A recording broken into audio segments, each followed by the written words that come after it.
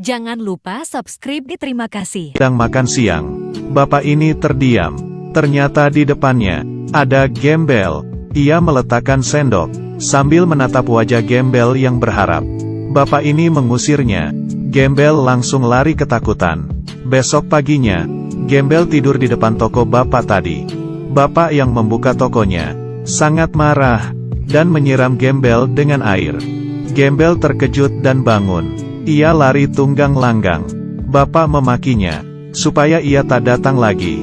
Tapi esoknya, saat ia membuka gerbang, Gembel itu tidur di sana lagi.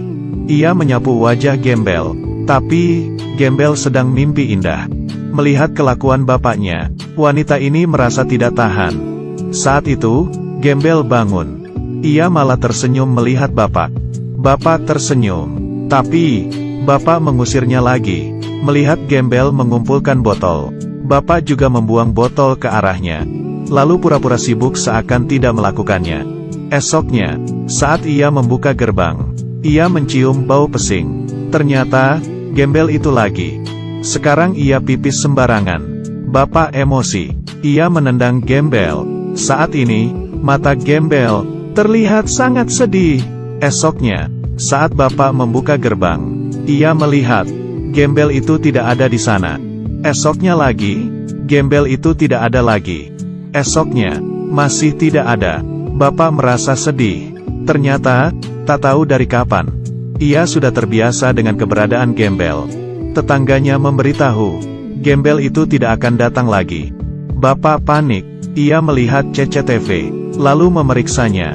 Di dalam toko, ia melihat rekaman.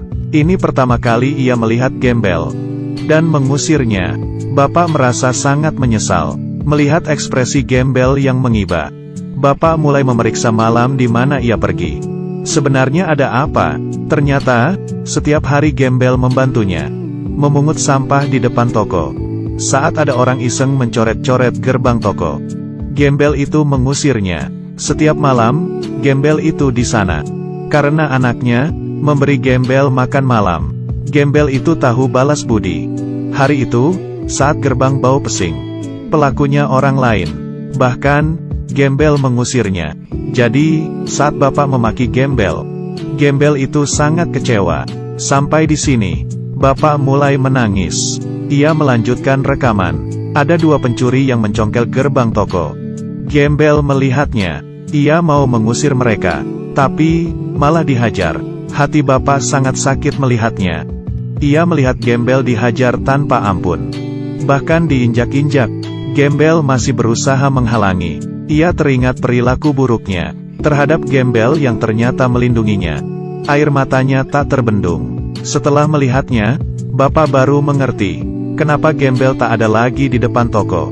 Hal itu ternyata membuat pencuri marah, lalu menikamnya dengan sebilah pisau.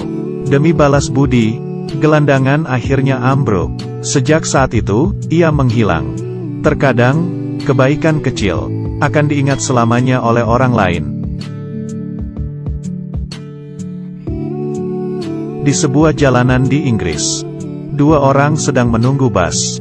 Setelah wanita ini menelepon, pria tua ini bertanya, "Apa kamu baik-baik saja?" Wanita ini mengangguk. Lalu pria itu bertanya, "Sudah berapa bulan?" Wanita itu terdiam. Pria itu mengira ia tak mendengarnya dan bertanya sekali lagi. Setelah menghela napas, wanita itu menjawab, 21 minggu. Pria itu tertawa dan menyelamatinya. Wanita ini terlihat lelah meladeninya. "Apa kamu ada masalah?" Wanita ini mengangguk. Pria itu menghiburnya, "Jangan khawatir. Semuanya akan membaik." Setelah terdiam, wanita itu bilang, "Aku sangat takut. Aku takut semuanya akan memburuk." Pria tua itu berkata, "Tak apa. Suamimu pasti membantu." Wanita itu mengelus perutnya dan berkata, "Di rumah hanya ada aku dan ayahku.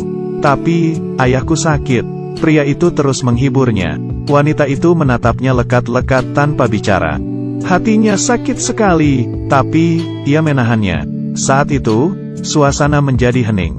Bus datang. Wanita itu mengambil tas dan berkata, "Ayah, ayo jalan." Wanita itu menuntun pria tua tadi naik ke bus.